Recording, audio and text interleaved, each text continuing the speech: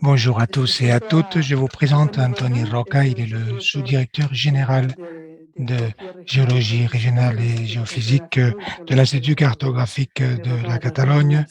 Il va nous donner quelques mots de bienvenue.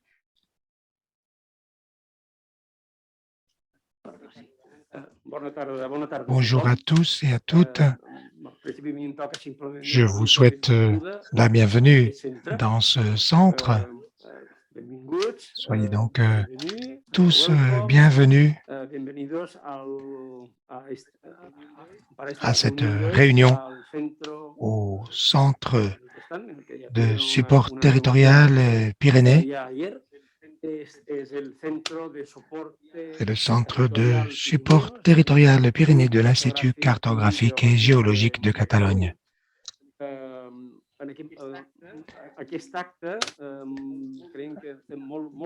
C'est un honneur de vous accueillir ici à cet événement pour ce thème, ces villes plus sûres, plus durables, ces expériences transfrontalières sur les Pyrénées. Je passe au castillan. Il s'agit de 4 projets européens dans la communauté de travail des Pyrénées qui vont présenter leur état de développement. Qu'est-ce qu'ils ont en commun, ces 4 projets parmi tant d'autres projets? Eh bien, on pourrait dire que d'une part, ils sont inscrits sur POCTEFA. Aussi, le sujet thématique et organique est lié au département dont nous dépendons, la vice-présidence des politiques numériques et du territoire. Et surtout, ce sont des projets qui ont des aspects très finalistes, au sens que ces développements ne sont pas des développements partiels qui devront être complétés par d'autres projets. En soi, ils sont déjà, pour la plupart, ce sont des développements, des constructions d'outils, de méthodologies qui peuvent être transmis directement aux entités responsables de l'organisation de la gestion du territoire. En fait, c'est un événement, est une exigence de ces projets parce que ceux-ci doivent intégrer cet aspect de diffusion pour qu'on puisse construire cette culture commune par rapport aux sujets traités de part et d'autre des Pyrénées. Je ne vais pas m'allonger davantage, je vais redonner la parole à Sara Figueras pour la présentation de l'événement. Merci. Merci, Tony. Quelques mots de remerciement aux personnes impliquées à l'organisation de cet événement, en particulier Mireia Costa et Josep de la Puente du Barcelona Supercomputing Center, Esther Jiménez et Andrés Llanos du Centre de support territorial Pyrénées et David Sánchez et Salvador Canas de l'Institut cartographique et géologique de Catalogne. Aussi, je tiens à remercier les participants à cet événement. Merci de votre disponibilité et de l'intérêt que vous avez montré pour nous accompagner. Merci Alphonse Aragonès de l'entreprise Wall Video pour le suivi de l'événement via streaming et aussi pour la traduction simultanée en français. Merci beaucoup à tous les assistants, ceux qui nous suivent par streaming et les personnes ici présentes. Comme Tony l'a dit, on va parler de 4 projets dont l'objectif est d'augmenter la résilience de la société face aux risques géologiques et la mise en place d'outils multidisciplinaires basés sur la géophysique, géologie et le supercomputing pour l'exploitation des ressources énergétiques. Ce sont des projets POCTEFA financés par le Fonds européen de développement régional L'objectif de POCTEFA est de renforcer l'intégration économique, sociale et environnementale sur la zone transfrontalière entre la France, l'Andorre et l'Espagne, moyennant des stratégies ensemble de développement territorial durable. Cet événement aura deux parties. Sur la première partie, on présentera les 4 projets POCTEFA et on aura un temps pour que le public puisse intervenir à travers ses commentaires ou contributions pour résoudre les doutes. Pour les personnes qui nous suivent en streaming, je tiens à vous rappeler que vous pouvez intervenir à travers l'option de questions-réponses du Zoom. Sur le deuxième bloc, il y aura une table ronde pour réfléchir et discuter autour des divers aspects de l'évaluation des risques géologiques, la gestion des émergences, l'interaction entre les risques géologiques et le changement climatique et l'exploration des ressources énergétiques. Après les conclusions, la clôture sera par Rosa Amuro, secrétaire de la communauté du travail des Pyrénées, et par la suite, les personnes qui suivent l'événement en présentiel pourront participer à la session de posters et audiovisuels des projets. Nous lançons le premier bloc avec les présentations de Risc, Oca et Termo. La première présentation est celle du projet Pixil par Pilar Queralt, professeur universitaire de l'Université de la Terre de l'Université de Barcelone. Vous avez la parole, Pilar.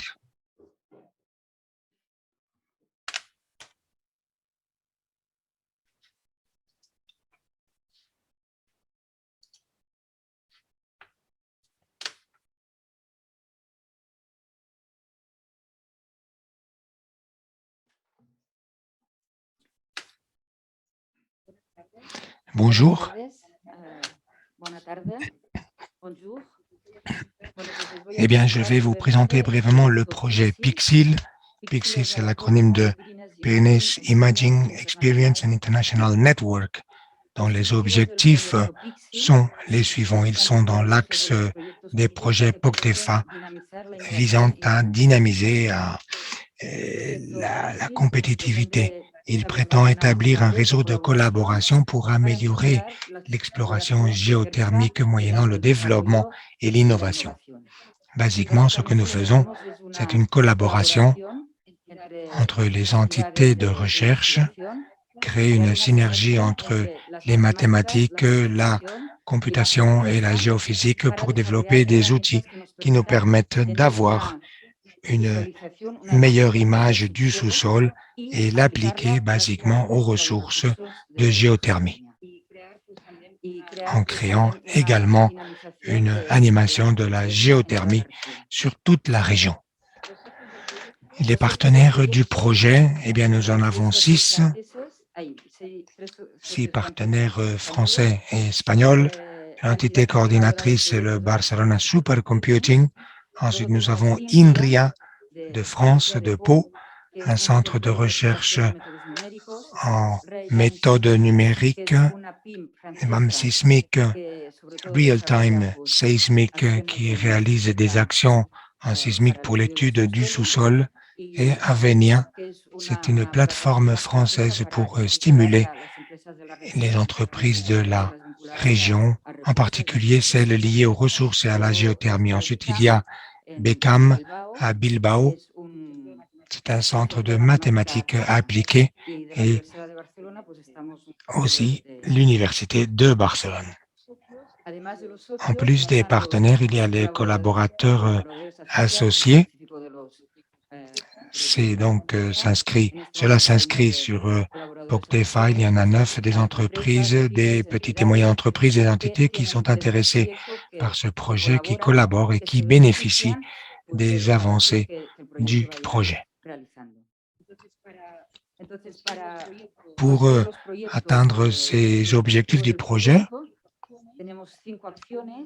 cela se fait à travers 5 actions, l'action 1, la gestion du projet, l'action 2, la communication, qui sont basiques, qui animent le projet, les actions centrales, l'action 3, le développement des algorithmes de imaging, c'est-à-dire la partie mathématique. Ensuite, l'action 4, le développement de code en superordinateur concernant les données. Les prototypes développés par les algorithmes et les codes eh bien, sont appliqués au cas de géothermie. En particulier sur les méthodes géophysiques qu'on aurait pu développer et étudier à fond, eh bien, on en a sélectionné 3. Le premier est basé sur l'investissement en ondes superficielles, investissement en temps réel de résistivité à l'échelle de puits et la modélisation électromagnétique. Ce sont ceux que nous sommes en train de développer. Je vous montrerai maintenant quelques exemples.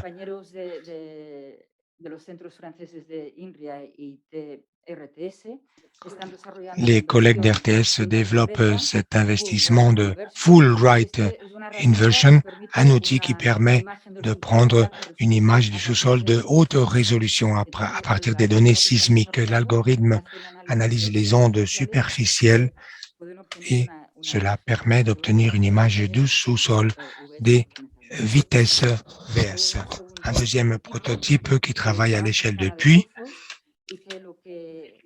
Il développe une méthode, un algorithme basé sur le deep learning. Ceci fait que l'algorithme apprenne à partir des différents modèles. Nous avons la trajectoire du puits qui traverse des formations avec différentes résistivités et c'est ce qu'on peut récupérer, que l'algorithme peut récupérer à partir de ce deep learning. Et le troisième prototype est basé sur la modélisation électromagnétique. Avec l'Université de Barcelone, nous développons des expériences de champ et de modélisation dans le cas des méthodes électromagnétiques. Ceci est important lorsque nous devons développer des données dans des environnements complexes tels que la présence d'éléments métalliques, ce qui va perturber les mesures électromagnétiques. Même cela peut servir comme source. Évidemment, tout cela, au final, le contexte où nous voulons l'appliquer est un contexte de géothermie. Ceci étude cette étude intégrée dans ce modèle conceptuel qui nous permet de créer ces tests de modèles. J'avance parce que j'ai peu de temps. D'autres actions que nous réalisons sur Pixil, eh bien, ça a été des ateliers de géothermie.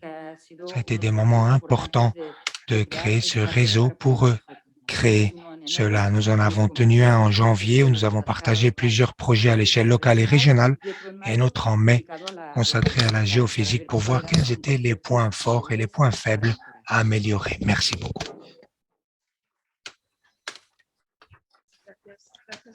Merci Pila, la coordinatrice technique de PodRisk, Jenny Bithari de l'Institut cartographique. Jenny n'a pas pu assister présentiellement. Je vais en faire la présentation. Eh bien, nous donnons la bienvenue à Sara Figueras, responsable de géophysique de l'Institut cartographique et géologique de Catalogne, qui va nous présenter ce projet POC-RISC.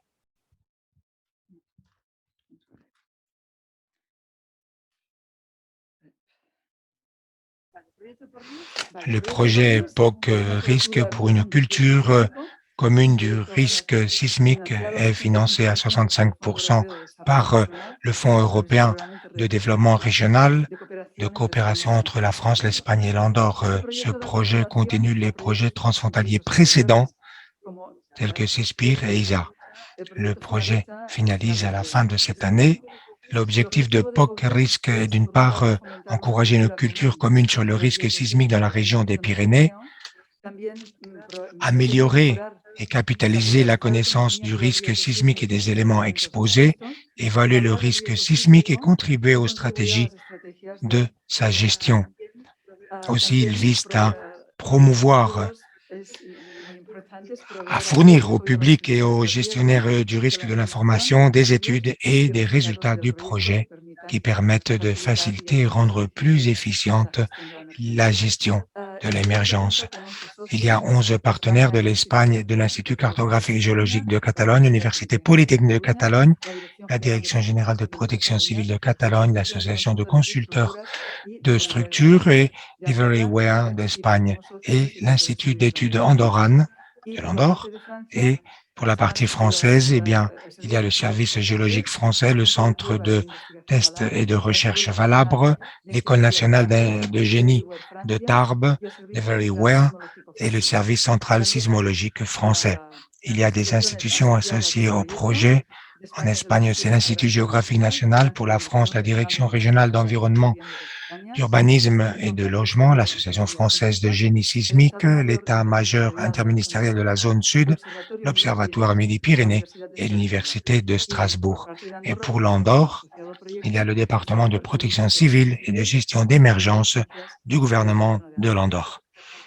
Le projet compte 5 actions. L'action 1 et 2 sont liées à la gestion et la diffusion, et les 3 actions restantes sont celles d'où on réalise les travaux et les produits, études de ce projet. L'action 3 développe des outils pour se préparer pour la crise sismique, des outils qui permettent de fournir aux services de protection civile des informations rapides et détaillées et utiles pour la gestion des urgences. Ils fournissent des cartes de mouvement des sols, les shake maps.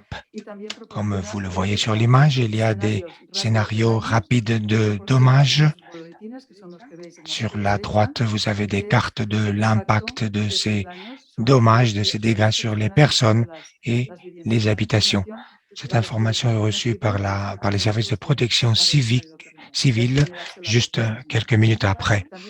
Donc, le déclenchement de ce tremblement de terre, améliorer aussi la connaissance de la vulnérabilité des édifices essentiels aussi, développer des guides liés à la caractérisation et le développement de la vulnérabilité et leur réduction et la prise de décision.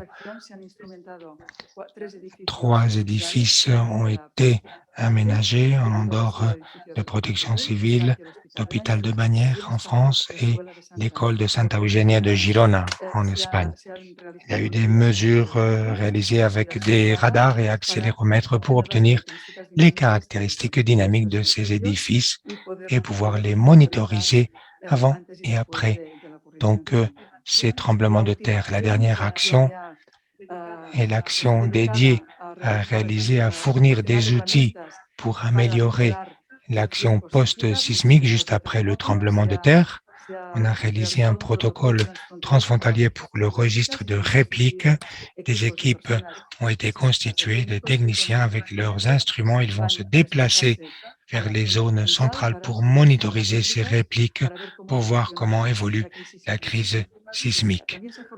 Un groupe appelé GINPIT a été créé pour l'évaluation macrosismique pour voir quels ont été les effets de ce séisme sur les édifices. Aussi, un formulaire de dommages a été établi pour évaluer l'habitabilité des habitations et ce formulaire a été mis en place sur une application pour dispositifs intelligents pour pouvoir gérer et évaluer ce processus d'évaluation de dommages des édifices après le tremblement de terre. 2 ateliers ont été mis en place. Le premier pour faire connaître les outils.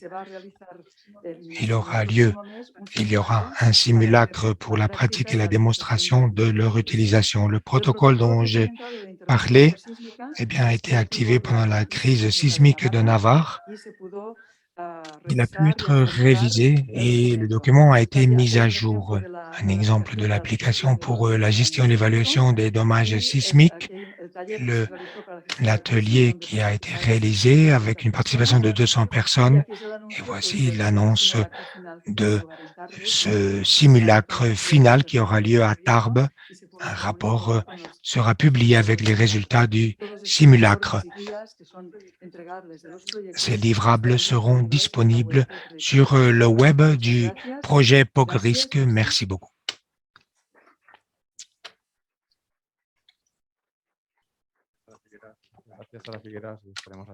Merci Sarah Figueras, nous serons attentifs à cette démonstration. Le projet MOMPA va être présenté par Michele Crosetto, coordinateur du projet.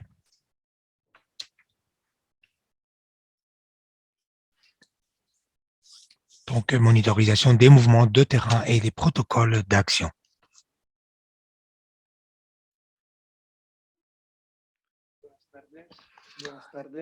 Bonjour, je vous présente ce projet MOMPA qui concerne la monitorisation des mouvements du terrain et des protocoles d'action. Il appartient au programme POCTEFA Interreg.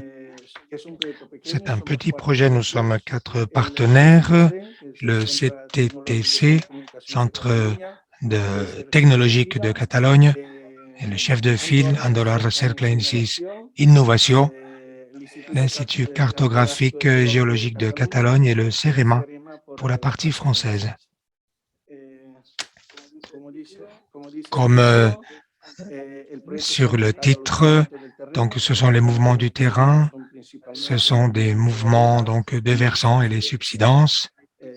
Il y a 3 actions. La première est la monitorisation de ces mouvements du terrain moyennant des observations depuis le satellite. La technique utilisée est l'interférométrie SAR, que je vais expliquer par la suite. La deuxième étape est l'analyse de risques associés au mouvement du terrain. Ceci entraîne l'identification des éléments les plus vulnérables, les dommages potentiels, la délimitation cartographique des phénomènes et l'analyse du risque. Et finalement, pour les cas les plus importants, on développera les protocoles d'action. La technique principale utilisée pour le projet pour la monitorisation des mouvements de terrain est l'interférométrie SAR. Il s'agit d'une technique qui fonctionne à l'aide de senseurs, de capteurs transportés par des satellites. Ce sont des capteurs radars à micro-ondes. Ces micro-ondes sont sensibles à des mouvements très petits du territoire, des structures, des infrastructures. Nous voyons ici un exemple de la zone de l'aéroport de Barcelone et une partie du port de Barcelone.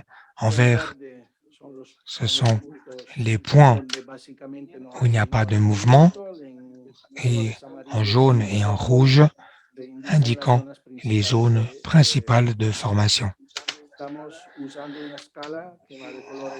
L'échelle allant du bleu au rouge, elle est exprimée en millimètres.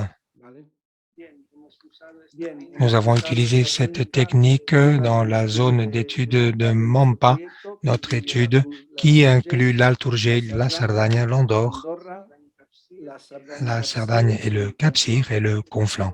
Il s'agit d'une zone de plus de 4000 km². Nous avons dérivé, moyennant l'observation de satellites, les cartes de formation à cette échelle où il semble que tout est stable, bien qu'il y a de nombreux phénomènes, de nombreux mouvements de versants détectés à partir de cette carte de déformation. Il y a une carte des zones actives, ce sont les points affichés sur cette zone. Il y en a plus de 1600 et ce sont les points qui sont analysés ensuite. Nous allons voir maintenant un exemple. Nous sommes ici sur le barrage de Soulsem en France. À droite, une carte de déformation, en vert les points stables et en jaune, rouge, les points où se produisent des déplacements. À gauche, c'est la carte de la zone de déformation. On peut peut-être le comprendre mieux avec cette vision tridimensionnelle, un glissement du versant très important. Et celui-ci est près d'un barrage. Il est important de souligner que pour chacun de ces points mesurés, il y a une série temporelle de déformation complète. C'est ce qui permet de réaliser une étude des types de phénomènes d'intérêt. Nous avons vu cette capacité de couvrir une zone très grande. Cette technique a la capacité de cibler des cas très, très locaux. Nous avons choisi la Portalada d'Andorre. C'est l'un des glissements actifs les plus importants sur le territoire du projet. Dans ce cas, nous avons tenu à étudier la partie supérieure de la couronne de glissement. Et le problème que nous avons rencontré, eh bien, c'est une zone forestière où il n'y a pas une bonne réponse au radar et donc on ne peut pas inclure des mesures de déformation. Nous avons installé par ce fait des réflecteurs. Ce sont ces éléments métalliques qui permettent basiquement de faire rebondir les micro-ondes provenant des satellites en obtenant des points de mesure très bons. C'est la première carte dérivée ici. En vert, ce sont les points basiquement stables du versant. Les mouvements à plus forte magnitude sont ceux qui se trouvent près de la couronne de glissement. Et alors que lorsque nous allons plus loin, eh bien, les mouvements diminuent. Ceci correspond parfaitement à ce que nous attendons de ce phénomène. Merci beaucoup.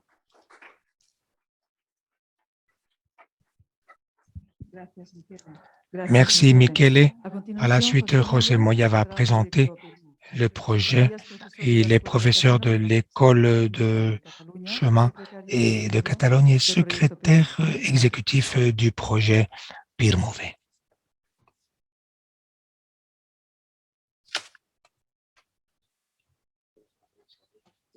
Eh bien, bonjour à tous. Je vais vous présenter le projet PIRMOVE. Comme le nom indique, il aborde la prévention et la gestion du risque associé au glissement de terre et les mouvements de versant d'un point de vue transfrontalier. Nous avons 5 partenaires, le Service géologique français, CEREMA, une institution donc d'application au territoire. Ce sont des solutions appliquées pour résoudre les glissements de terre sur le territoire. L'Institut d'Estudis Andorrans pour la partie andorrane et pour la partie espagnole, le service géologique catalan et l'UPC qui est le chef de file du projet. Nous développons 3 actions techniques. 2 d'entre elles sont le noyau du projet. Ces 2 actions abordent 2 types spécifiques de mouvements de versant. Ils sont très variés, ils ont une typologie très variée, des mécanismes physiques très différents. Et nous avons voulu les concentrer, ceux que nous considérons ceux qui peuvent causer davantage de dommages à la société. Ils ne sont pas les seuls, mais il y en a 2 importants. Il y a les grands glissements. Un exemple, un grand glissement qui a eu lieu en 1982. Il a été réactivé à la suite de pluies torrentielles. 300 mètres d'une route importante ont été détruites. La nationale qui relie Puigcerdà à la Seu d'Urgell. Plus que ces dégâts, eh bien, cette destruction a interrompu, a bloqué le trafic pendant une semaine et il a été restreint à une route provisoire, une déviation pendant plusieurs semaines. Les coûts pour le transport ont été très, très élevés, bien qu'ils n'ont pas été calculés. On s'est concentré sur les grands glissements et en particulier nous avons sélectionné 3 glissements actifs. Ça veut dire qu'ils sont en mouvement. Nous avons développé des systèmes pour contrôler le mouvement qui a lieu dans ces glissements et ces systèmes doivent servir comme système d'alerte aussi. Ces systèmes sont mis en place sur 3 glissements, un du côté espagnol et les 2 autres du côté français. Les résultats que nous allons atteindre pour développer ces systèmes d'alerte, eh bien, sur 3 emplacements. Le plus difficile est de comprendre comment fonctionne chacun de ces glissements. Cela implique une mobilisation physique, hydromécanique du glissement, une mobilisation avancée pour pouvoir définir ces seuils d'alerte. C'est le plus difficile, définir ces chiffres à partir desquels on peut donc lancer des alertes. Elles doivent être en temps réel pour qu'elles soient utiles. Lorsqu'on enregistre ces mouvements dangereux, eh bien, les alertes doivent être en temps réel via SMS ou par courriel, mais cela veut dire que l'auscultation, le mesurage de ces déplacements doit être fait en temps réel aussi. L'autre action se concentre sur d'autres types de glissements plus petits qui se produisent de manière simultanée sur divers points du territoire. L'acronyme de ce type de mouvement, c'est MORLES en anglais. Il est important d'analyser ce type de mouvement parce qu'ils sont associés à des pluies intenses qui causent des inondations. C'est une situation de crise.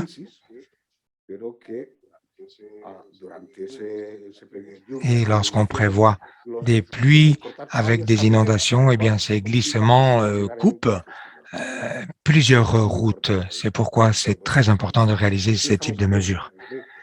Au projet, on développe un outil de simulation de Morle. Et nous le faisons sous plusieurs scénarios de pluie et des scénarios de pluie différents compte tenu du changement climatique. Le rapport entre Morle et les pluies n'est pas facile à établir. Et finalement, l'action 3, simplement pour transférer ces outils que nous sommes en train de développer sur le projet, ces outils doivent être utilisés ultérieurement directement par les experts en services géologiques ou dans les entreprises qui pourront les utiliser pour réaliser leurs propres prévisions. Ce transfert de résultats sera fait à plusieurs niveaux. Au niveau des experts, par exemple, par le biais d'ateliers pour montrer l'utilisation de ces outils et sur un plan plus divulgatif, eh bien, à travers les canaux traditionnels tels que Twitter et YouTube. Merci beaucoup.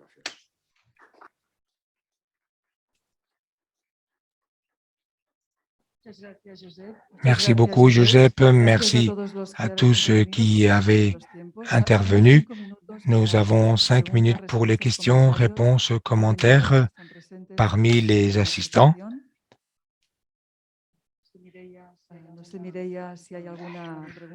Mireia, il y a peut-être une question sur Zoom, sur la boîte de chat de Zoom.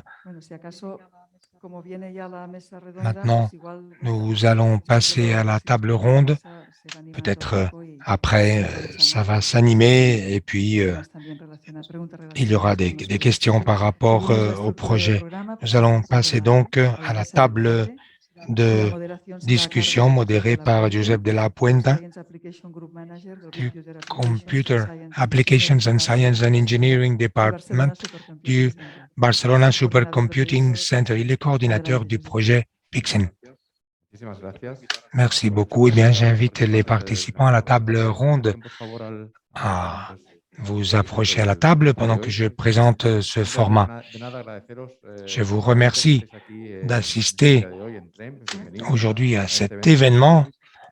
Nous avons vu lors des présentations précédentes les problèmes que nous avons par rapport au fonds FEDER. financé par le FEDER, qui concerne donc les risques. Il y a des problèmes liés au changement climatique et comment nous pouvons, par exemple, mieux gérer les ressources naturelles que nous avons.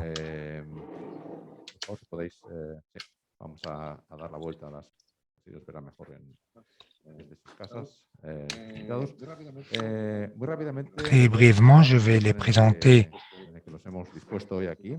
suivant l'ordre de distribution. Rosa Mata, elle est responsable du service logistique et opérations territoriales du service de protection civile. Merci. Aussi, Salvador Samitier, le responsable du Bureau catalan de changement climatique. Merci beaucoup de participer à cette table ronde. Marta González, responsable du système d'information de risques géologiques de l'Institut cartographique et géologique. Merci beaucoup. Aussi, Albert Pujadas, gérant de Coalition Thermia, une petite société consacrée à l'installation de cet outil pour la prévention du changement climatique. Et finalement, Eva García Balaguer, la coordinatrice de l'Observatoire pyrénéen de Canvi climatique. Nous allons lancer une question à chacun de nos experts et expertes pour qu'ils partagent leur point de vue sur par rapport au sujet que nous abordons aujourd'hui. Ensuite, il y aura un tour de questions-réponses pour les ici présents et ceux qui nous suivaient par streaming sur Zoom. Nous aurons donc le temps de revenir aux questions-réponses. Eh bien, je lance une première question à Marta González de l'ICGC. Et la question que nous nous posons est la suivante. Pour la protection civile, quels sont les risques géologiques qui doivent davantage préoccuper les citoyens? À quel point cette connaissance du territoire est-elle importante pour évaluer ces risques? Merci.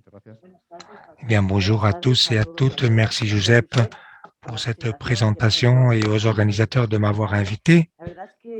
La question que tu me poses, eh bien, mes collègues m'ont facilité la tâche, ceux qui ont présenté les projets précédents. Je vais le compléter avant de me concentrer sur le territoire des Pyrénées. Les citoyens devraient se poser une question, certainement.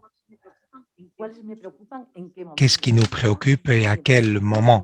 Pendant que j'habite quelque part ou après dans ce monde global lorsque nous nous déplaçons ailleurs, à d'autres endroits où il peut y avoir d'autres phénomènes naturels que souvent nous ne connaissons pas, comme nous avons vu sur le tsunami, par exemple, en Indonésie. Lors du tsunami d'Indonésie, où beaucoup de victimes.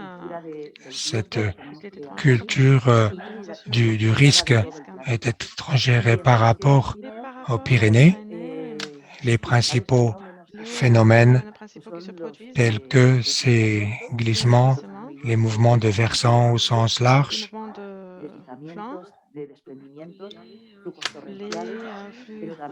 ces inondations aussi, telles que celle de 2013 du Val d'Aran, et ensuite aussi les éboulements, les tremblements de terre aussi.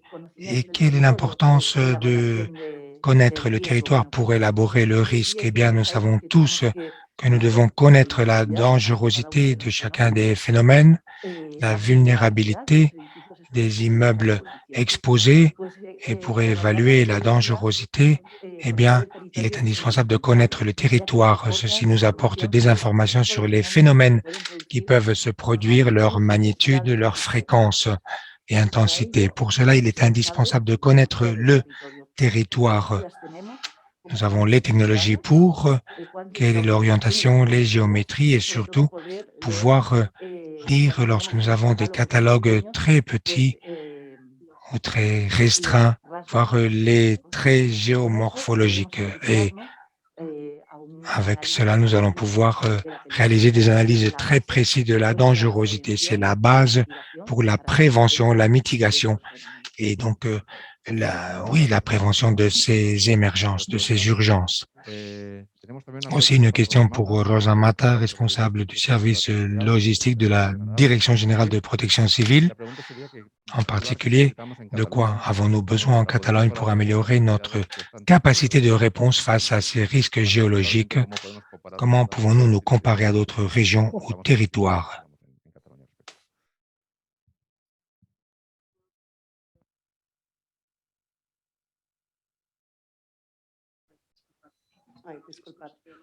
Oui, par rapport aux risques géologiques en général, eh bien, nous travaillons d'abord sur les plans d'émergence. En fait, nous avons 3 plans spéciaux en Catalogne qui abordent directement ces questions, l'abordage de ces risques géologiques à Yaucat pour les avalanches et Nuncat pour les mouvements de terrain aussi et Sismicat.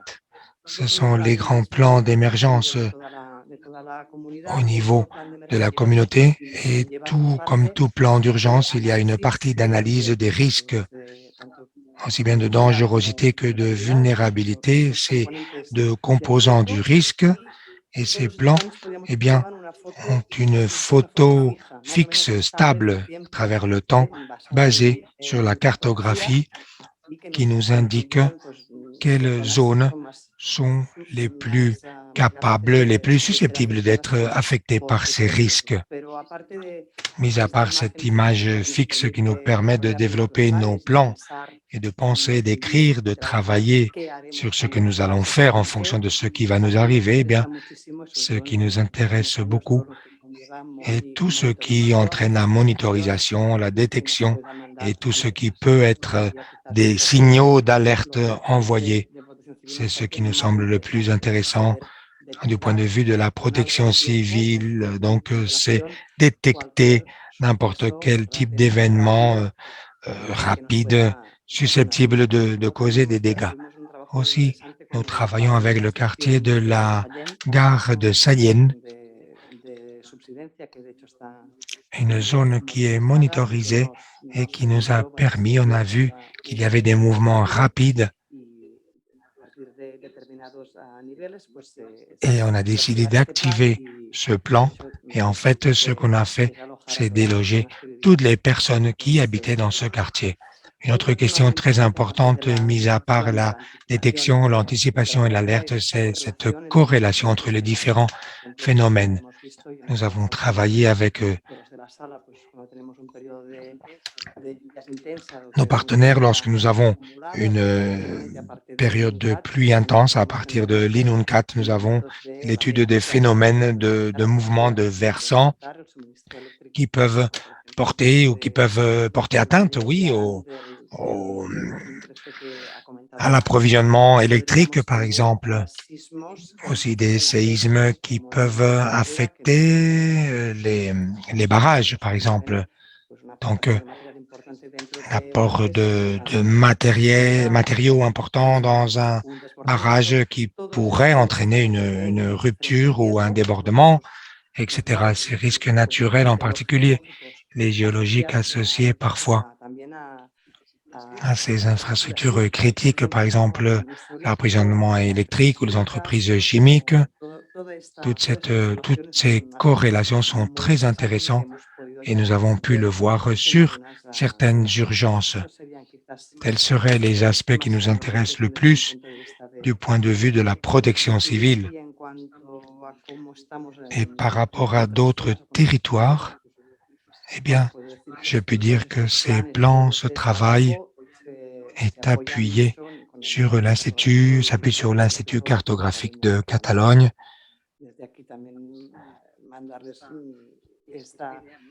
Et c'est cette idée que nous avons la chance d'avoir ce service en Catalogne qui nous permet d'affiner, donc de parfaire cette connaissance. Merci beaucoup, Rosa Mata.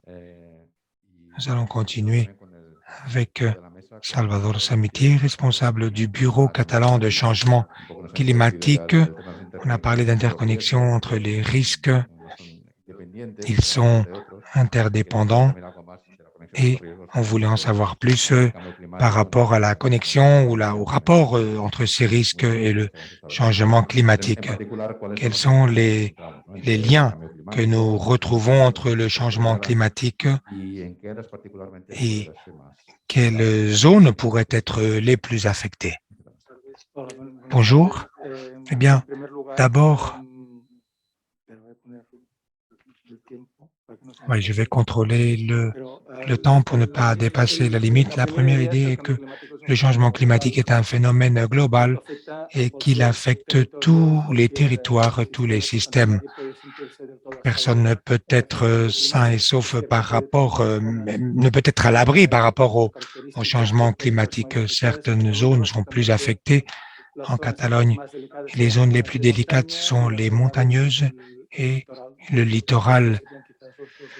Ce seraient les deux grands axes géographiques les plus sensibles. Dans le cas de la montagne et par rapport aux phénomènes extrêmes, à l'échelle globale, on a établi le dernier rapport du PTC, un rapport entre l'augmentation des phénomènes extrêmes avec le changement climatique anthropique.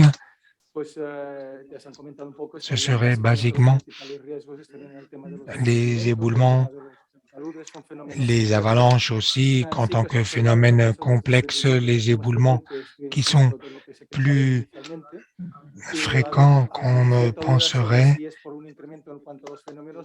Quelles en sont les causes? Eh bien, on ne sait pas trop encore, mais les capacités de registre ont augmenté aussi. Et maintenant, nous connaissons mieux ce qui se passe à tout moment et aussi un phénomène tel que l'augmentation de la température dans les montagnes. Il est plus grand que dans les zones de vallée et avec l'augmentation donc risque d'incendie de forêt. L'existence de bois qui peuvent retenir aussi ces éboulements, eh bien, dans certaines zones, il y a davantage de risques pour les avalanches. Sur le troisième rapport de changement climatique, on avait vu qu'il y avait une augmentation depuis les années 70 sur les registres d'avalanches par rapport à ces phénomènes. Les causes exactes sont difficiles de déterminer parce qu'il y a plusieurs facteurs qui interviennent. Il y a cette augmentation de la température qui peut provoquer donc cette fusion des neiges précédentes, des changements par rapport à la stabilité qui peut donner lieu à ces phénomènes. Ça se produit à des moments donc peu habituels. Donc, les personnes peuvent être prises au dépourvu parce que ces phénomènes se produisent en dehors des temps normaux ou habituels. Et dans le cas du littoral, c'est l'augmentation du niveau de la mer. On n'apprécie pas jusqu'à présent une augmentation par rapport à une plus grande magnitude de phénomènes, mais on voit bien que les impacts des inondations sont plus grands. Même si nous avons les mêmes phénomènes qu'avant, même de la même force, comme le niveau de la mer est plus élevé, il y a une augmentation de 4 cm, du niveau de 4 cm chaque décennie, l'impact est plus grand.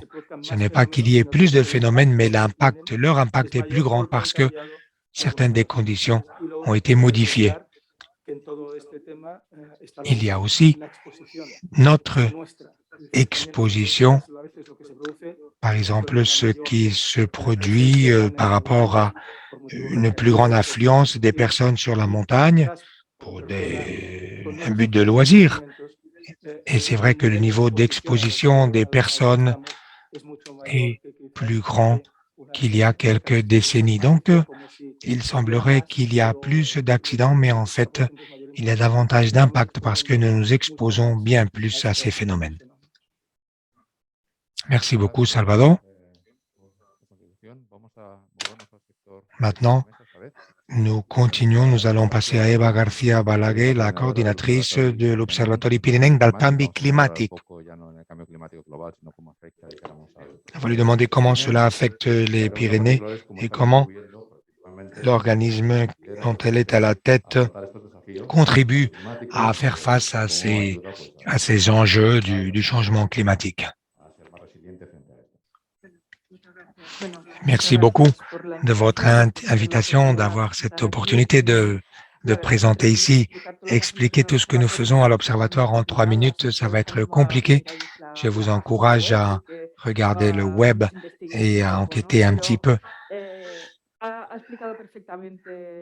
Salvador a très bien expliqué le contexte du changement climatique. L'Observatoire est un outil qui vient de la coopération transfrontalière et à la base, il y a les 7 territoires autour des Pyrénées et se focus sur les zones de montagne qui sont particulièrement vulnérables au changement climatique. Donc, nous sommes une initiative générée à partir de la communauté de travail des Pyrénées. Il y a 4 communautés autonomes, la principauté d'Andorre et les 2 régions françaises. Nous travaillons en étroite collaboration avec les indicateurs de changement climatique, mais nous établissons des réseaux de connexion entre la partie scientifique, la partie administrative, celle qui prend les décisions, et le secteur économique et social. Basiquement, notre mission est d'obtenir une meilleure observation à l'échelle pyrénéenne. À l'échelle des massifs, nous avons tous des informations, mais le changement climatique s'inscrit au niveau de ces unités géographiques.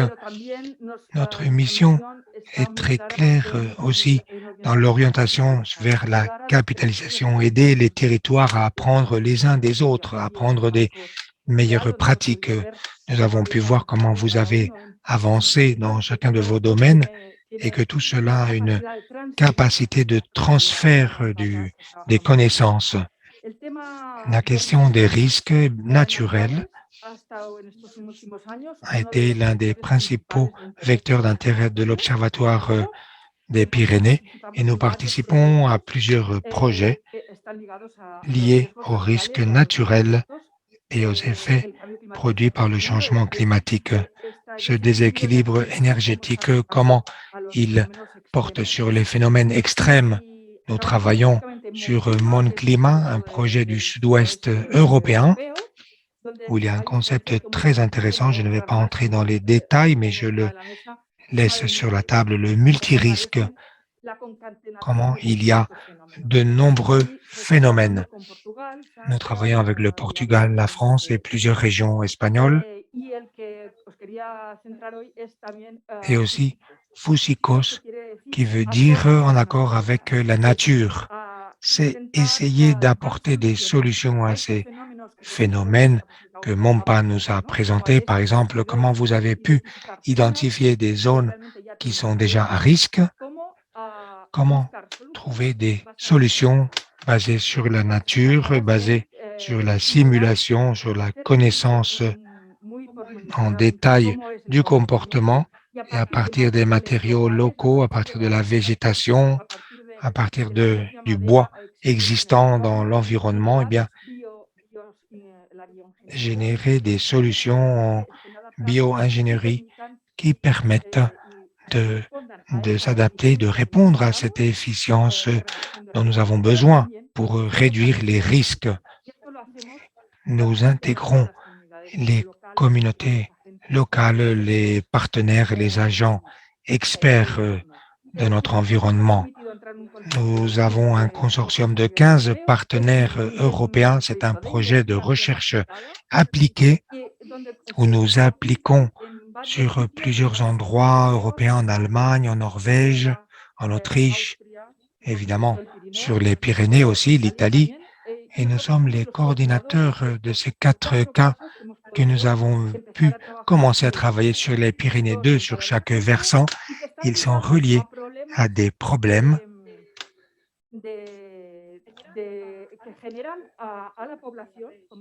Par exemple, dans le cas de Marrakech ou l'île d'Abaï, comment ces risques sont en train de menacer des populations particulières et aussi les deux autres cas qui sont reliés aux questions d'infrastructures de routes, des infrastructures internationales. Il y a des risques pour les personnes, des risques économiques aussi importants en cas de blocage des routes.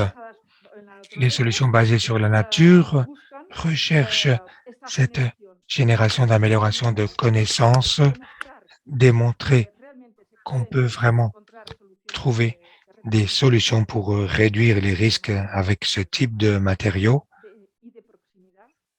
le bois, et la proximité et la propre population à travers les mairies, les populations, les experts locaux, donc contribuent avec leurs connaissances. Vous m'excuserez si j'ai dépassé le temps prévu, aucun problème. Et finalement, nous avons un bloc réservé à Albert Pujada, qui est représentant du secteur privé. Nous avons demandé quel est le rôle des ressources géothermiques pour mitiger l'impact du changement climatique. Qu'est-ce qui nous freine, qui nous empêche de mettre en place la géothermie sur tout le territoire? Bonjour à tous. Le rôle de la géothermie doit être d'apporter un pourcentage important au processus de décarbonisation. C'est une technologie, ensemble avec les autres technologies, nous devons travailler et nous devons appliquer ces processus. Au final, c'est pour mitiger ou réduire ce changement climatique qui a toutes ces connaissances.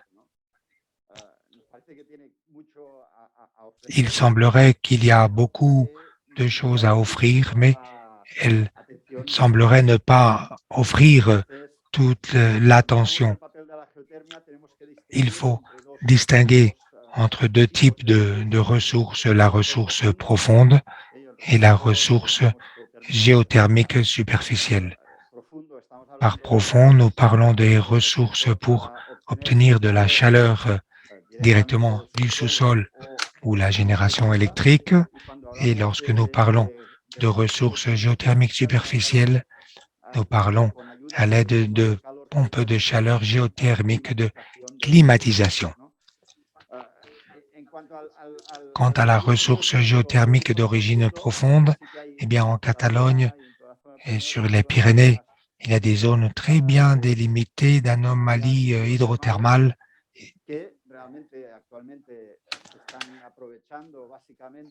On en profite au niveau des balnéaires. Ce ne sont pas des ressources pour l'extraction d'énergie de chaleur ou autre. Et cependant, il nous manque des connaissances sur les aquifères profonds, où nous pouvons avoir beaucoup d'énergie potentielle dont il faut profiter. Cette connaissance est pratiquement nulle, il y a très peu d'informations et il est nécessaire de travailler, de commencer à faire ces travaux de sismique, de réflexion, de sondage profond pour pouvoir obtenir des paramètres hydrauliques de ces zones dont on peut profiter. Et ce que nous avons maintenant, ce sont des informations. Certaines ont été perdues sur les sondages pétrolifères qui ont été réalisés il y a près de 50 ans. Nous croyons que le besoin est d'un plan de recherche clair qui apporte des connaissances basiques de la géologie et de l'hydrogéologie pour que l'investissement privé puisse miser sur cela. Nous avons à présent des petites choses déjà réalisées, mais l'Institut cartographique et géologique de Catalogne travaille, par exemple, sur la modélisation géothermique, la probabilistique. C'est un premier pas très important parce que ce premier pas peut être un point de départ sur les systèmes de recherche nécessaires si nous voulons tirer profit de ces ressources. Il n'y a pas d'investissement, donc il n'y a pas de mise à profit. Quant à la géothermie superficielle, autre type de ressources, eh bien, le rôle est fondamental, surtout en ce qui concerne le retrofitting. C'est le seul système, c'est le meilleur système pour la décarbonisation thermique sur les zones urbaines, parce que nous parlons de photovoltaïque. Là, il n'y a pas de thermique, on parle d'éolienne. Il n'y a pas de thermique. On parle de biomasse. La biomasse est compliquée pour la décarbonisation. Donc, la géothermie peut beaucoup apporter en ce sens. Nous n'inventons rien de nouveau. En Europe, nous appliquons cela intensément et surtout lorsque nous parlons de la géothermie superficielle est associée à des pompes de chaleur électrique, lorsqu'on peut les utiliser avec des photovoltaïques, eh bien, c'est le paradis. Nous bouclons le cercle, on peut générer de l'énergie thermique de manière très efficiente et pratiquement gratuite.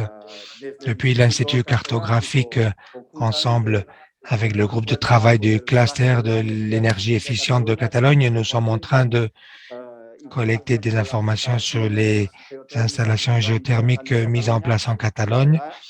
Et sur le plan de la géothermie superficielle, nous avançons à très bon rythme.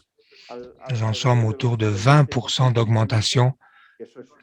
C'est une croissance importante. Nous sommes les pays qui croissent le plus en Europe, mais c'est vrai aussi que nous venons de très très bas, de presque une inexistence de la géothermie. C'est très bien que nous avancions très vite, de manière importante, mais nous devons continuer. Je ne sais pas si je m'allonge trop. Au niveau des ressources profondes, eh bien, c'est la connaissance. Si nous n'avons pas de connaissances, personne ne va venir ici à investir. Et en Europe, il y a de grandes entreprises qui investissent en géothermie.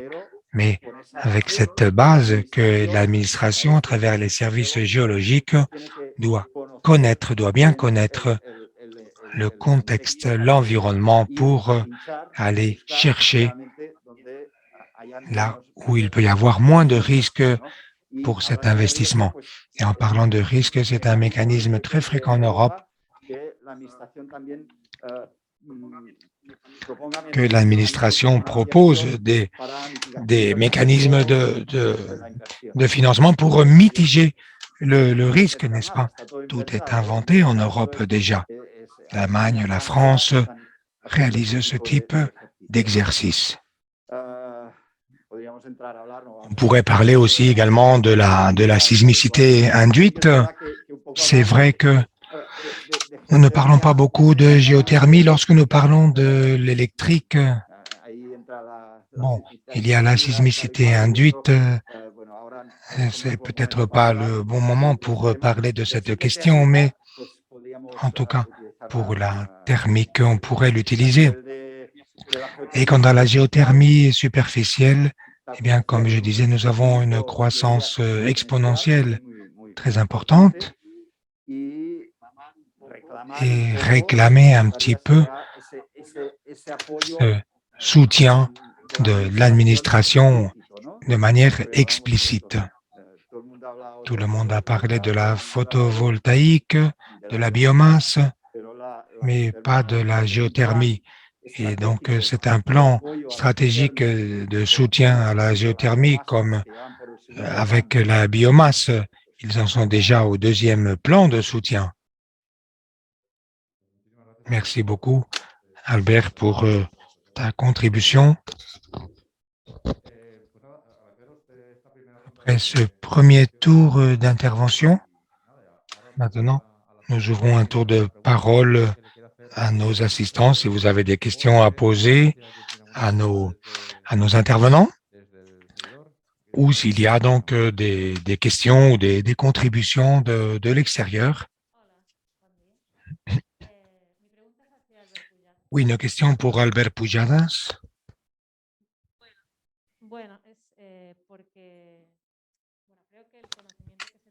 Je pense que la connaissance que nous avons de géothermie est très faible, mais nous savons qu'en Catalogne aussi, les anomalies géothermiques sont très faibles. Est-ce que vous pensez que c'est réaliste de parler de géothermie profonde?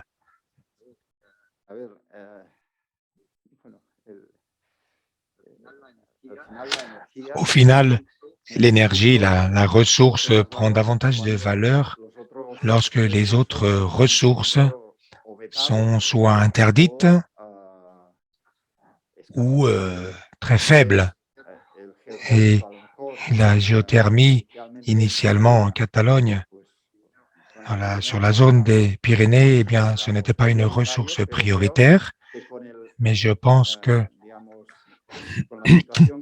avec la situation de changement climatique, nous devons profiter, comme j'ai commencé à dire, nous devons profiter tout ce que nous avons parce que nous n'allons pas atteindre les objectifs de 2030 ou 2050. Donc, nous avons beaucoup de travail devant nous et si nous ne nous mettons pas au travail, nous n'y arriverons pas. Mais des ressources, il y en a. Ça n'a peut-être pas de sens de parler de ressources géothermiques profondes pour la génération électrique.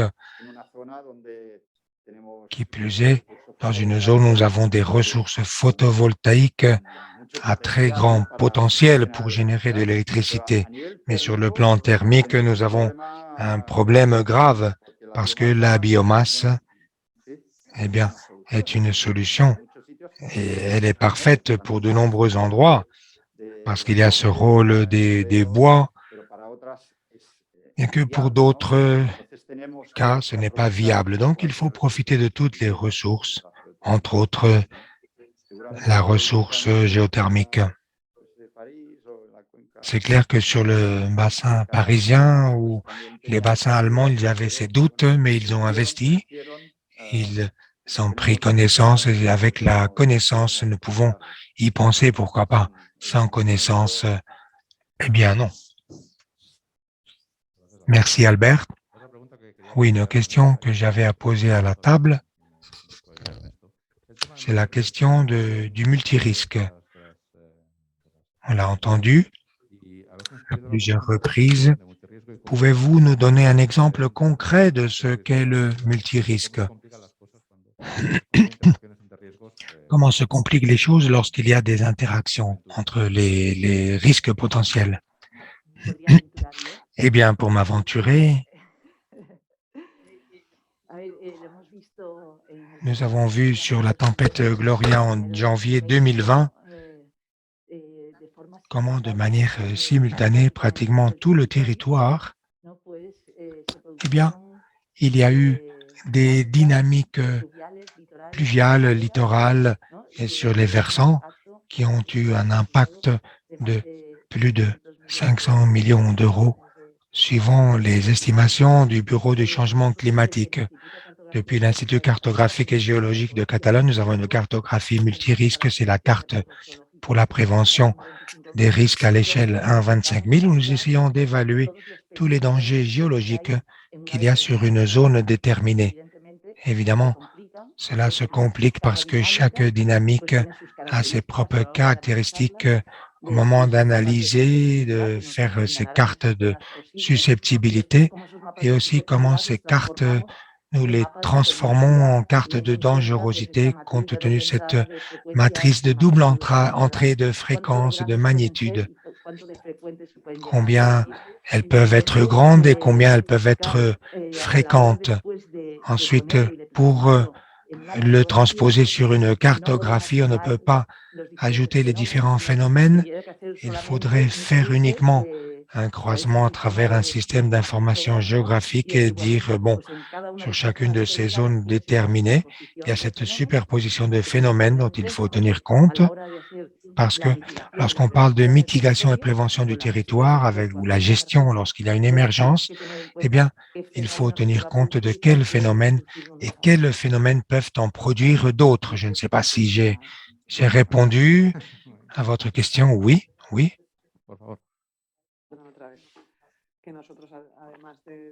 Nous, en plus de superposer les risques naturels, nous superposons cette couche d'infrastructures critiques ou de possibles effets dominos lorsque ces phénomènes peuvent porter sur des installations industrielles ou basiques. Le projet PeaceMove, lorsque nous a parlé de ces mouvements de versants qui se produisent de manière simultanée chaque fois qu'il y a de fortes pluies qui provoquent non seulement des inondations, des crues, des cours d'eau, mais aussi simultanément, elle déclenche ces mouvements de versants. En 2013, lorsqu'il y a eu cet épisode sur le Val d'Aran, eh bien, au plan Inuncat, c'est pour la première fois qu'on a considéré non seulement l'inondation, mais aussi les mouvements de versants et la fusion donc de la couche de neige. Après, les dommages sont plus grands. Et en cas d'émergence, eh bien, tout cela se complique aussi. Merci beaucoup, Martin. Oui, pour ajouter aussi quelque chose, en effet, l'un des plans pilotes sur lesquels nous travaillons, c'est à travers les pluies torrentielles, comment il peut y avoir une mobilisation d'alluvions très importante qui pourrait atteindre les zones urbaines très rapidement. Ce phénomène de multiples risques, les Français le travaillent avec des instruments concrets. Ceci fait partie de notre mission de coopération, c'est voir quels instruments nous disposons les uns et les autres.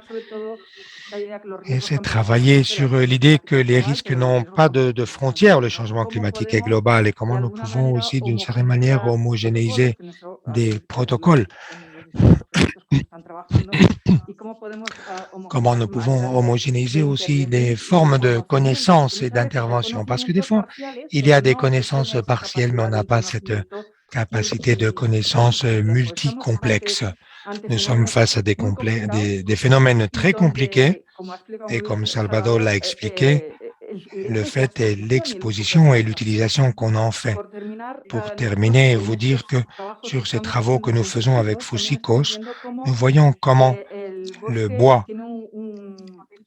joue un rôle protecteur, des bois. Intégrer ce facteur de risque dans les planifications de gestion des bois est très important. Non seulement la production, non seulement la biodiversité, il s'agit non seulement de la capacité d'absorber du carbone, mais aussi la capacité de rétention de terre. Dans le cas où, par méconnaissance, il y a une mauvaise gestion, ça pourrait causer des dégâts plus amples. Merci beaucoup. Et en mode de conclusion, si vous pouvez nous offrir 30 secondes de vos conclusions par rapport à la table d'aujourd'hui, je vous suggère d'intervenir dans l'ordre inverse. Albert, un petit résumé, 30 secondes. Oui, répétez un petit peu. Je pense qu'il s'agit de plans. La géothermie, un plan de recherche au niveau de la géothermie profonde, de ressources profondes, et un plan stratégique pour appuyer cette impulsion à la géothermie. Comme exemple de cet encouragement, vous dire que en Catalogne, nous avons mis en place un groupe de travail où il y a plus de 50 entreprises associées. C'est un secteur mûr qui a de l'expérience qui n'a pas, qui est déjà le présent. Garcia, oui, je rappellerai pour ceux qui ne le connaissaient pas, nous venons de faire en co-design la première stratégie pyrénéenne de changement climatique, la première d'Europe. Et sur cette question, nous faisons une stratégie transfrontalière de coordination et de coopération. Il y a cette question des risques. Donc, je vous encourage entre tous à développer beaucoup plus ce pilier important d'adaptation au changement climatique.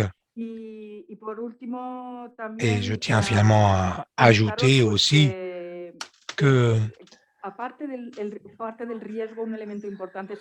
mis à part le risque, un élément important est le sol. Je ne vais pas terminer cette conférence sans vous commenter qu'il y a une autre initiative dans CTP, c'est l'Alliance pyrénéenne pour la protection et la conservation des sols que nous sommes en train de démarrer. L'Institut a adhéré. Je vous encourage, j'encourage toutes les entités donc à y participer. Merci beaucoup, Eva. Salvador Samitier, c'est vos derniers mots. Oui, basiquement 2-3 idées par rapport au changement climatique, mis à part la mitigation. Eh bien, c'est une réalité déjà que nous avons et qui va changer beaucoup de choses. Il y a un besoin de s'adapter. Il faut s'adapter à de nouvelles conditions. Étant donné aussi que nous n'avons pas toutes les connaissances, eh bien, cette adaptation doit être flexible. Nous ne devons pas être rigides, ça doit être un processus adaptatif parce que les choses peuvent changer, la connaissance peut s'améliorer. Donc, il doit y avoir la capacité de s'adapter aux nouvelles conditions. Et notre deuxième idée, c'est la vulnérabilité, mis à part le phénomène en soi. Eh bien, il y a un facteur contextuel, il dépend des conditions économiques, sociales d'un territoire en particulier. Et donc, l'adaptation doit tenir compte aussi de ces dynamiques, de ces particularités. Donc, intégrer la communauté locale à toutes les discussions, tous les éléments d'adaptation est fondamental, y compris la connaissance locale qu'on peut avoir. C'est fondamental pour que cette adaptation puisse connaître le succès au final. Il faut être conscient qu'on ne peut pas tout optimaliser, que dans tout processus d'adaptation face à de nouvelles conditions, tout ne peut pas être optimal. Certains vont être endommagés au bénéfice peut-être de toute la communauté et donc il faudra aussi gérer cela, l'intégrer et compenser ces éléments d'une certaine manière. Merci beaucoup. Rosa Martin. Eh bien, j'encourage tous les partenaires, tous les acteurs, toutes les personnes intéressées donc à continuer dans ces analyses de risque. Ceci nous permettra de développer nos plans d'urgence et plus nous pourrons travailler en amont à la prévention et moins nous devrons utiliser ces alertes précoces, eh bien mieux ce sera.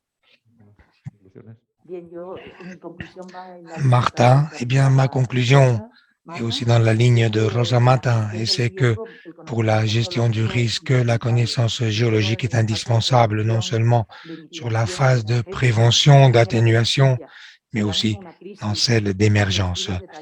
Si nous arrivons à une crise sans étude détaillée de cette dangerosité, ce qu'on va faire, eh bien, on va se tromper sur la prise de décision. Donc, il faut investir en science. La science fournit des informations détaillées. Au moment de l'émergence, on peut prendre ces décisions donc, de manière appropriée. On le voit sur l'éruption volcanique de La Palma, et sur les études sur les phénomènes que nous avons évalués dans ce contexte de changement climatique, il est nécessaire de réévaluer ces dangerosités et de continuer de s'adapter à partir de ces données de la communauté scientifique. La société nous demande aux chercheurs de réaliser une prédiction au jour exact, à l'heure exacte. Or, même si on a beaucoup avancé dans la connaissance géologique et en nouvelles technologies, sur l'observation du territoire depuis les satellites avec des capteurs, etc., il y a de nombreuses modélisations pour lesquelles il est impossible d'apporter des réponses.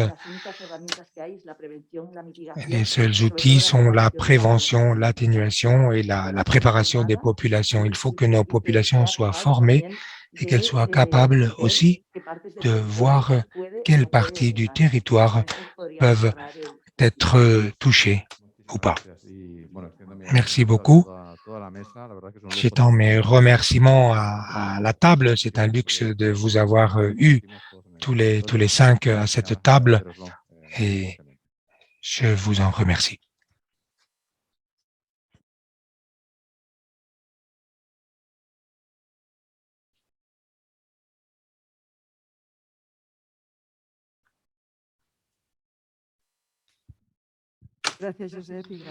Merci Josep, merci à tous les participants à cette table de discussion. Nous allons vite finaliser cet événement. Rosa Moros,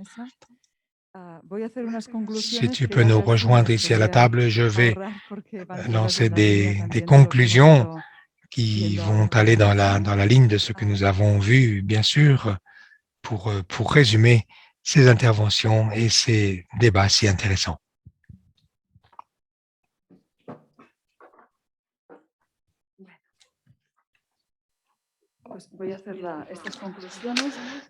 Eh bien, je vais passer à ces conclusions et après mon intervention, je vais laisser la parole à Rosa Muros pour la clôture de cet événement. Sur les projets présentés se développent dans le cadre actuel d'urgence climatique et énergétique et aussi en prenant compte des avantages et avancées des plateformes numériques pour le data processing et l'analyse et distribution rapide d'alertes et d'informations. L'impact potentiel des risques géologiques sur la population et les infrastructures de la zone des Pyrénées est de plus en plus grand. La gestion des risques est de plus en plus complexe et le doute sur la méconnaissance par rapport à la prise de décision est de plus en plus grande. Pour renforcer les stratégies de prévention et d'atténuation des risques et la réduction du carbon footprint, il faut disposer d'informations détaillées, contrastées, transparentes pour évaluer la dangerosité, pour réaliser des scénarios de risque et pour l'obtention de modèles plus réalistes du sous-sol qui permettent la caractérisation et l'exploitation de ressources. Il est important de renforcer le caractère transfrontalier des projets pour fournir des outils communs et homogènes pour la gestion intégrale, sûre et durable du territoire.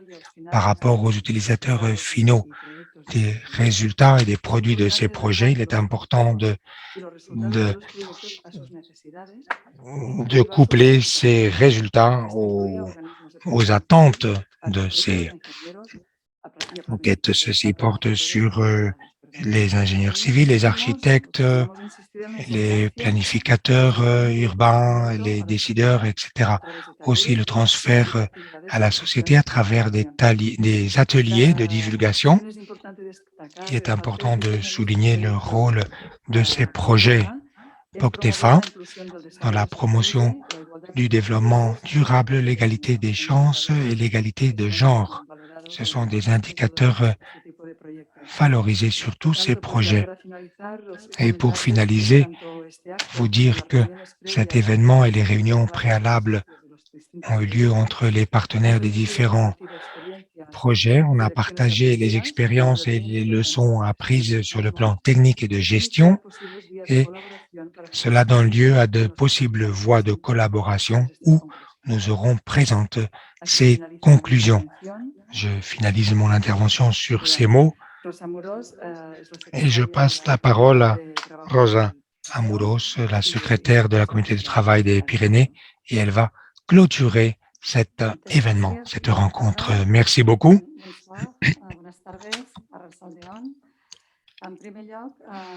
Tout d'abord, je tiens à vous exprimer ma reconnaissance au nom de la présidence de la communauté transfrontalière des Pyrénées pour cet accueil, cette participation. Des communautés plus sûres, plus durables, des expériences de procès transfrontaliers sur les Pyrénées en format hybride. Salutations cordiales à toutes les personnes qui nous suivent en streaming. Je tiens à remercier en particulier les organisateurs et l'Institut cartographique et géologique de la Catalogne, cet excellent événement. Aussi les organismes qui ont apporté leur expérience et malgré la pandémie, elles ont réussi à mener de l'avant ces projets et à travers ces plateformes d'échange. Des projets comme Pixil, Pogrik, Monka, Amouf sont des projets présentés qui partagent des challenges des zones de montagne. Comment mieux préparer la société et le territoire face aux risques naturels et mieux connaître les caractéristiques et les potentiels des sols qui sont la base de nos activités. Et tout cela depuis un travail ensemble avec des acteurs des différents territoires des Pyrénées. La prévention des risques naturels et les besoins énergétiques des renouvelables sont présentés comme des enjeux urgents. Les extrêmes à la suite des conséquences du changement climatique nous mettent face à des vagues de chaleur ou des inondations, etc., qui sont accompagnées par les souffrances des personnes et des dépenses économiques très importantes. Le 6e rapport du groupe intergouvernemental des experts internationaux nous confirme que les zones d'influence méditerranéenne et les zones de montagne sont plus vulnérables aux défis du changement climatique. Il faut rappeler qu'une augmentation de la température d'1 degré auquel s'ajoutent de plus faibles précipitations, et bien ceci donc comporte et entraîne évidemment la sécheresse. Les enjeux sont grands, sont importants, ils peuvent être décevants quelquefois, mais il faut continuer de travailler malgré tout, apporter des éléments pour apporter des réponses meilleures face aux risques, connaître les ressources du sol et du sous-sol, connaître leur potentiel et leur comportement, répond aux besoins de mieux profiter des ressources de durabilité, de faire que notre territoire et notre population soient plus résilients et moins vulnérables. Nous affrontons ces challenges. Ils sont très importants. Des concepts comme la coopération, la généralisation de nouveaux instruments aidant à mieux gérer les risques sur le territoire et à prendre les meilleures décisions aux entités, aux petites et moyennes entreprises et aux gouvernements responsables. La communauté de travail des Pyrénées, la CTP, atteint les 7 territoires qui la conforment.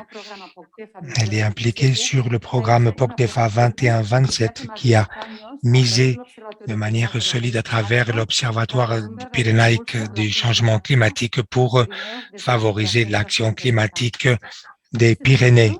En ce sens, et comme la coordinatrice Eva García Balaguer a dit, depuis la coopération, maintenant nous finalisons la première stratégie pyrénéenne du changement climatique sur un processus de collaboration qui a entraîné une grande participation. L'EPIC a établi les lignes à suivre pour les prochaines années, un grand plan opérationnel à l'horizon 2030 et une vision partagée sur 2050, une stratégie inspirée sur l'expérience de projets tels que les développés par l'UPC et les projets Fusikos ou Unclima et d'autres projets financés par POCTEFA et Interreg que nous avons eu l'opportunité de connaître de première main.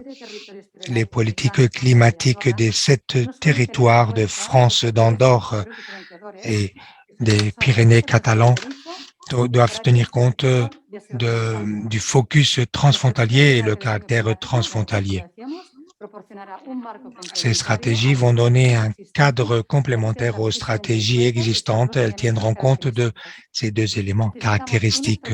Nous avons besoin d'une stratégie de montagne qui nous permette d'aller tous ensemble, les différents acteurs avec différents intérêts qui tiennent compte des particularités locales, comme j'ai mentionné avant. Si tout va bien, nous présenterons l'AET lors du prochain conseil plénier qui se tiendra en décembre à Puigcerdà. Quant à la prévention des risques naturels, depuis cette perspective de coopération transfrontalière ont été contemplées sur les règlements de l'Union européenne qui ont été publiés en juin 2021 et qui font référence à ces thèmes de gestion des risques. Donc, il y aura cette importance donnée à cela. C'est pour cela que ces actions, ces méthodes, ces stratégies, cette mise en commun de structures, de connaissances, etc., qui doivent être mises ensemble sur les différents partenaires auront leur valeur à ajouter. Nous espérons que les synergies de ces projets tels que celui que vous avez présenté serviront de base à de futures coopérations transfrontalières. Nous allons parler un petit peu de POCTEFA. C'est un programme européen géré depuis les Pyrénées et pour les Pyrénées et créé pour encourager le développement durable du territoire transfrontalier de la France, de l'Espagne et de l'Andorre. La communauté de travail des Pyrénées est l'autorité de gestion de POCTEFA depuis 14-20 et maintenant ce sera la prochaine convocation. Pour plus d'informations, vous dire que la dotation de l'Union européenne à travers le Fonds européen de développement régional a concédé à POCTEFA 2014-2020 est de presque 190 millions d'euros. 92 millions ont été apportés par la France et presque 97 millions apportés par l'Espagne. Comme vous le savez, 65% du financement total de POCTEFA par rapport à l'élaboration du nouveau programme 21-27. Depuis la fin de 2019, on travaille et il reste à déterminer de manière effective la géographie du programme et la dotation financière qui sera d'au moins 234 millions d'euros. Donc, en ce sens, nous avons avancé.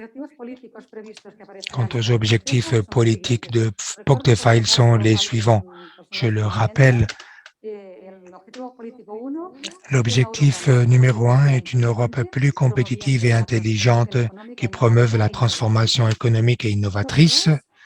2, une Europe plus verte, à faible carbone, vers une économie zéro de carbone et résiliente, qui promeuve une transition énergétique d'économie bleue vers la verte, la prévention et la gestion des risques.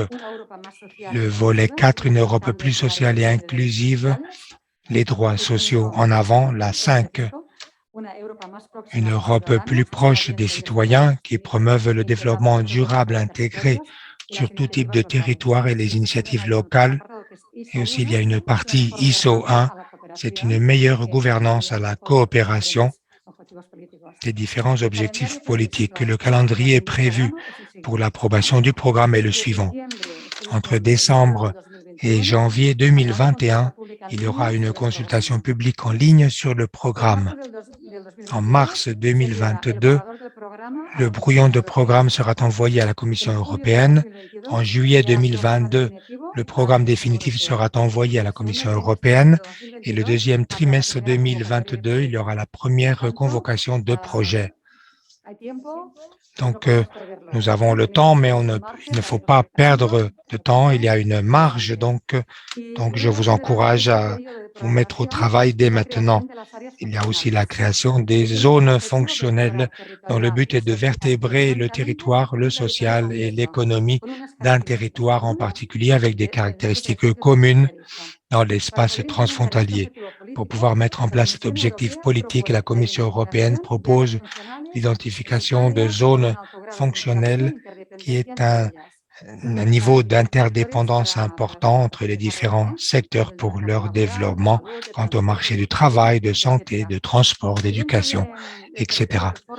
Et dans le territoire de Catalogne, la zone est de POCTEFA, la Catalogne, l'Andorre, les départements des Pyrénées-Orientales et de l'Ariège, on travaille sur la création de 3 zones fonctionnelles. La première est celle du littoral, sous une gouvernance de l'eurorégion Pyrénées-Méditerranéenne. La deuxième, la zone de l'espace catalan transfrontalier avec une gouvernance à la charge de la Generalitat de la Catalogne, la Diputació de Girona et le Conseil départemental des Pyrénées-Orientales. Et la troisième, la zone fonctionnelle de montagne de la zone Est, une gouvernance par le comité territorial Est de POCTEFA.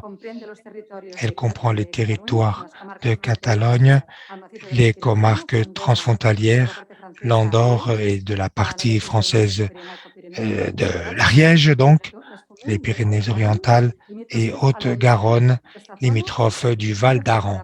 Cette zone fera partie de la zone de montagne. Pour contribuer au développement économique et durable de cette zone, on propose de concentrer la zone de montagne sur 3 domaines interreliés, clés pour le territoire, dans le but de favoriser une dynamisation locale et un renouvellement démographique, un pôle territoire santé, un pôle de sport et tourisme actif et un pôle d'animation économique.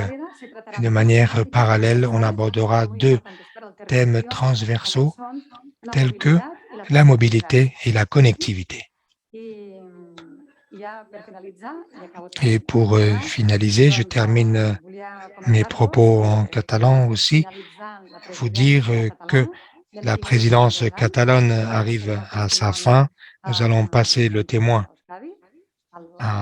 au Pays basque, au gouvernement basque, et ce que je ramène chez moi, eh bien, en tant que secrétaire, c'est d'avoir pu connaître des experts, des personnes ayant tant de connaissances, des projets si intéressants tels que ce que vous avez présenté aujourd'hui, et c'est quelque chose que je ne vais jamais oublier. Je parlerai quelque peu de moi lorsque je suis du Pallars, je suis des Pyrénées, et l'idée, quand nous sommes entrés, c'était de mettre nos Pyrénées au lieu qu'ils méritaient. Le premier comité exécutif s'est tenu ici, dans cet institut. Tous les territoires ont été ravis de l'accueil de cet environnement. Et la vérité est que l'idée était de continuer. La pandémie nous a pris de plein fouet. Nous avons pu continuer quand même de travailler de manière hybride. En novembre, nous avons tenu un événement à la Vall de Boí et le conseil plénier aura lieu le 13 décembre à Puigcerdà. Vous dire que depuis ma méconnaissance de la géologie, eh bien, les risques étaient un problème pour nos territoires. Je me souviens des premières conversations avec tous les politiciens. On ne leur parlait que de risques. Je leur dirais qu'il y avait des éboulis, qu'il y avait des avalanches, des inondations. C'était ce que je connaissais. C'était ce que je pensais qui pouvait affecter davantage nos personnes, nos populations. Je ne m'apercevais pas que souvent on n'avait pas ces connaissances telles que celles que pouvaient avoir les techniciens, évidemment. Et l'idée, c'était de pouvoir présenter ces projets, que ça ne reste pas uniquement dans les idées, mais que ça puisse être mis sur le papier. Et Agnès nous a dit donc ces risques, ces projets comme celui-ci qui nous a occupés aujourd'hui, c'est un cercle qui se ferme. J'ai été ici comme secrétaire général. Je vais terminer ici aussi comme secrétaire général et je vous en suis reconnaissante. Et je tiens à rappeler à partager mes pensées pour Javier Astegui, une personne très chérée ici, un professionnel, une référence dans le monde de la géologie, une personne passionnée. Et là où il a été, il a laissé son empreinte et donc mes pensées sont pour lui. Quelques mots avant de terminer. À travers cet objectif de service au territoire, je vous encourage à tous et à toutes de continuer sur ce bon travail à présenter, à proposer vos propositions par rapport aux Pyrénées, des propositions qui contribuent à améliorer la vie des personnes, la vie de nos populations sur nos territoires. C'est là l'enjeu majeur que nous avons devant nous. Nous sommes ici pour améliorer nos modes de vie, que nous prenions conscience du rôle de l'Institut cartographique de Catalogne en tant que référence d'un organisme centralisé ici au Pallars Jussá. C'est un endroit où on prend des décisions sur le territoire pour les territoires de montagne et sur le plan transfrontalier. Donc, merci pour le travail que vous accomplissez au quotidien. Et pour terminer une fois de plus, je vous remercie de votre attention, de votre présence, aussi bien en présentiel qu'en distanciel. Persévérez dans vos objectifs, dans vos projets.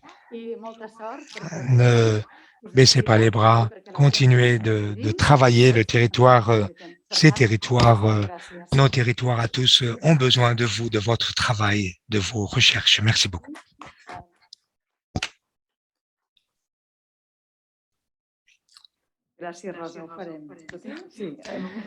Merci, Rosa. Nous prenons ce témoin. Ici finalise cet événement pour les personnes qui nous suivent, pour les personnes présentes. Vous pourrez voir les affiches des projets pour les personnes qui suivent cet événement en présentiel.